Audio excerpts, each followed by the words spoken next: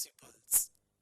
જે રીતે મેં પ્રાઇમરી ઓક્સિલરી તમને વાત કરી કે એની અંદર પણ જે 4-5 પ્રકારના આપણને સ્વરૂપ જોવા મળતા હોય છે, do, does, doing, did, done, એવા આપણને સ્વરૂપ મસ્ટ, સેલ એમાં જોવા મળતા નથી કે એને આઈએનજી લગાડી શકાય નહીં, કે એને તમે જે ઈડી ફોર્મ જે છે, regular form ED past tense નું, તે પણ યુઝ કરી શકતા નથી. અને બીજું કે એસ ફોર્મ પણ એને હોતા નથી, હેવ, હેઝ, ડુ, ડઝ. તે રીતે એને હેઝ ફોર્મ પણ જોવા મળતા નથી. મસ્ટ છે એ પ્રેઝન્ટમાં મસ્ટ જ આવે, અને પાસ્ટ ટેન્સની અંદર આપણે જોયું કે હેવ ટુ આપણે જરાક યુઝ કરતા હોઈએ છીએ. So must has no infinitive. Infinitive means કે જેને ટુ લાગે છે. ઇન્ફિનિટિવ બે પ્રકારના હોય છે, બેર ઇન્ફિનિટિવ અને ટુ ઇન્ફિનિટિવ. તો અહીંયા આઈએનજી જે છે એ પણ ફોર્મ લાગતું નથી, કે પાર્ટિસિપલ્સ આપણે એને લગાવી શકતા નથી. સો when the need arises, we make these forms with have to. For an example, we have here an example. You can see, I will have to receive my sister at the airport tomorrow. You cannot see that, not I will must receive my sister at the airport. So please remember, I will must is a wrong construction, અને આપણે એ કન્સ્ટ્રક્શનને use કરતા પોતાની જાતને બચાવવી પડશે, કારણ કે ઘણીવાર નોઈંગલી ઓર અનનોઈંગલી આપણે આ ભૂલ કરતા હોઈએ છીએ, અને એ ભૂલ ન કરવી જોઈએ, અને જેનાથી આપણે વધુ સારા ગ્રામેટિકલી કરેક્ટ સ્ટુડન્ટ બની શકીએ. સિમિલરલી આ જે સ્લાઇડ છે એની અંદર આપણે જે એક્ઝામ્પલ્સ છે એ જોઈએ છીએ. પહેલું જે છે, Ramesh hats having two get up early. hates Ramesh hates having to get up early. And see that we cannot say Ramesh hates musting to get up. અને તમને બધાને જ ખબર છે કે હેવ છે, ટુ બી ડુ, હેવનું એક ફોર્મ છે, એટલે એને હેવનું હેવિંગ થતું હોય છે. તો મસ્ટને મસ્ટિંગ કરાતું નથી, જે મોડેલ ઓક્ઝિલરી છે એટલા માટે. They have had to cancel the show. અહીંયા એક બીજું વાક્ય છે કે they have had to cancel the show. અહીંયા આપણે have had to યુઝ કર્યું છે, એની જગ્યાએ we cannot use they musted to.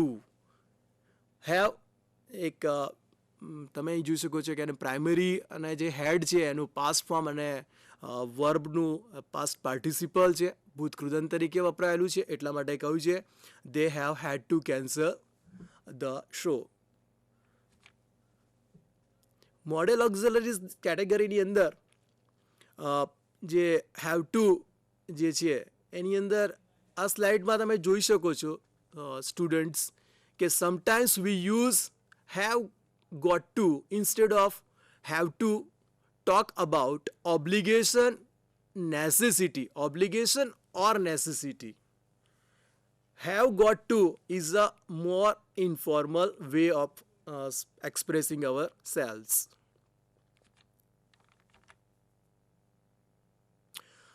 જે સ્લાઇડ છે તમે હમણાં જોઈ, sometimes we use have to, have got to instead of have to talk about obligation and necessity.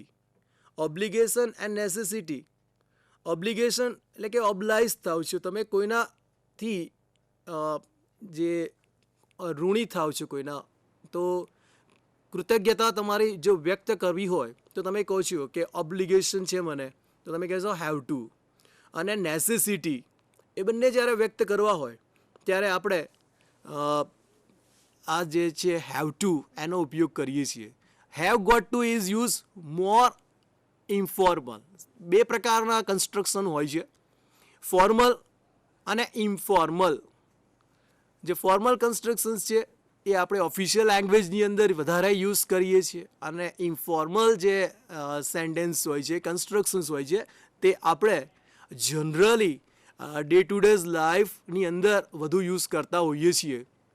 જે રીતે તમે આ જે વાક્ય ડિસ્પ્લે થઈ રહ્યું છે એ જોઈ રહ્યા છો.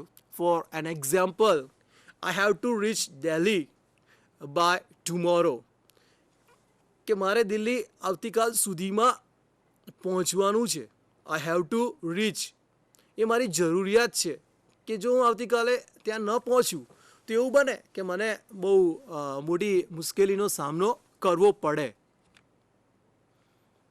એટલા માટે અહીંયા હેવ ટુ રીચ જે કન્સ્ટ્રક્શન છે મોડેલ ઓક્ઝિલરીનું તે આપણે યુઝ કર્યું છે. બીજું એક વાક્ય છે I have got to reach Delhi by tomorrow.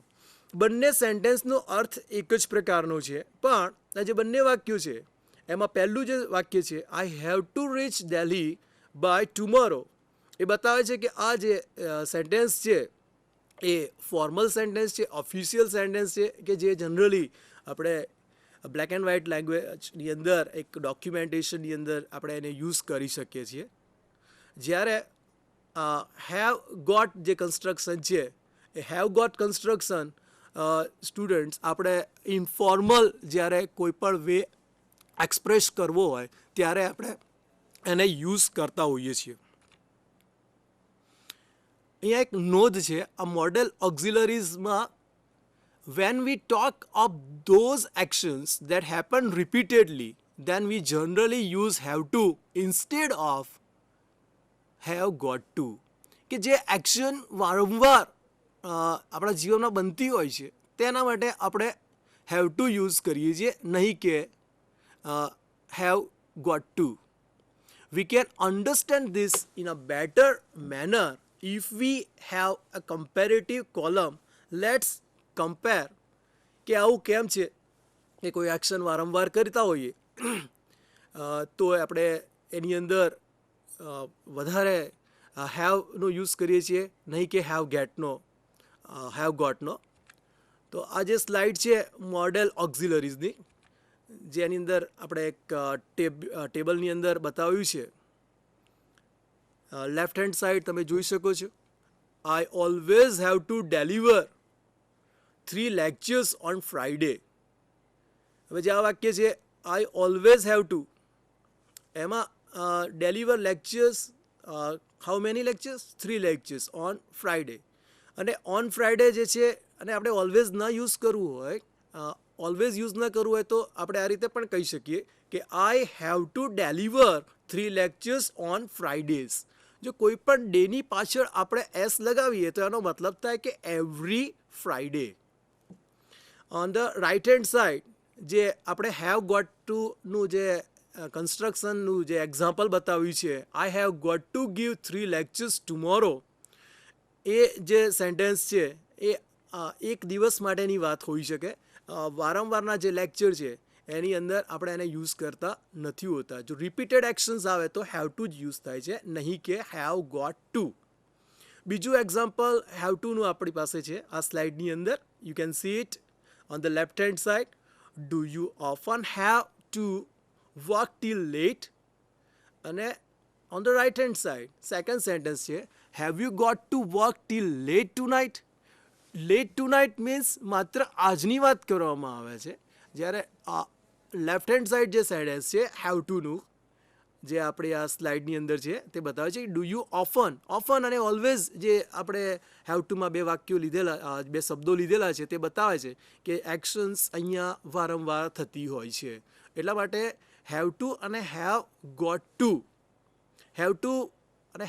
Two, જે મોડેલ ઓક્ઝિલરીઝ છે તેનો ઉપયોગ કરતી વખતે આ બાબતને જરા ધ્યાનમાં રાખવી જોઈએ. One should keep this simple thing in his or her account when and where he or she wants to use have to or have got to in day-to-day language, if it is a written language or spoken language. Models of obligation and advice should, ought to, had better, be supposed to, shall. These models are here given the title as models of obligation and advice કે જ્યારે કોઈકના આપણે ઋણી હોઈએ when we are obliged to someone or we want to give an advice to our friends આપણે આમાંથી કોઈ પણ એક model ઓક્ઝિલરીનું situation base એનો જે ટેસ્ટ છે કે મૂડ છે એ પ્રમાણે યુઝ કરી શકીએ છીએ જે રીતે અહીંયા આપણે જોઈએ છે should ought to, had better, supposed to, be supposed to, shall. Let's take number one. We can use both should and ought to talk about obligation and duty, to ask for and give advice, and in general to say what is right or good for the speaker or the listener. For an example, you should read books. You ought to read books. You shouldn't wear casual clothes to office. It is not in practice. અને એવું કરશો તો સારું લાગશે નહીં. You ought not to wear casual clothes to the office. So through this sentence, obligation and necessity can be felt here. You should read books. You ought to read books. You shouldn't wear casual clothes to office. You ought not to wear casual clothes to the office.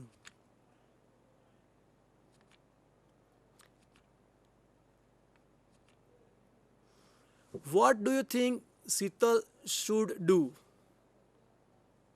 What do you think Sital ought to do? Sital should do. Second sentence, there is a use of modal auxiliary and that is ought to. So should and ought to are very similar in meaning, but there is very complex and minor difference in meaning when we use. There is a shade of meaning which is different. We often prefer ought to talk about authority. When we say ought to, it is said you are speaking about authority, and when you speak about authority, it is quite a rule for or a law for a speaker. So that comes from outside the speaker, like rules or laws. That ought to has a backup of rules and laws, where should shows necessity and obligation. You ought to drive on the left in India.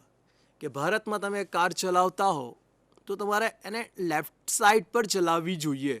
You ought to drive on the left in India.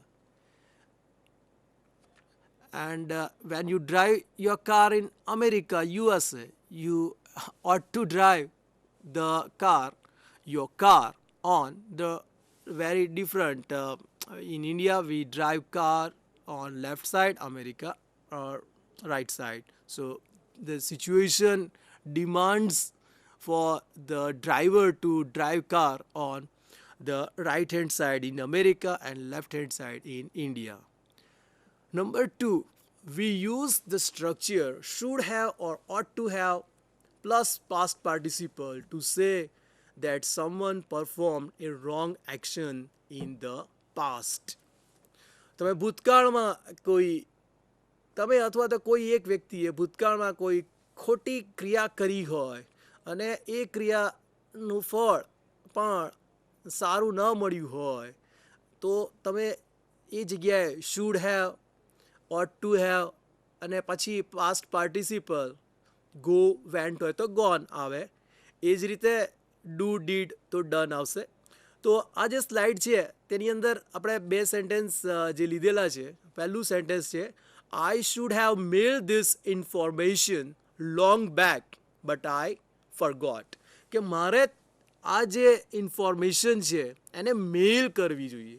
હવે આજની જે latest information ટેકનોલોજીની જે language છે એમાં તમે આ verb છે નવા નવા, મેલ, ઈમેલ, આઈ ઈમેલ્ડ હર, ચેટેડ, વી ચેટેડ. તો આ રીતે આપણને એવા નવા નવા વર્બ્સ મળી રહ્યા છે.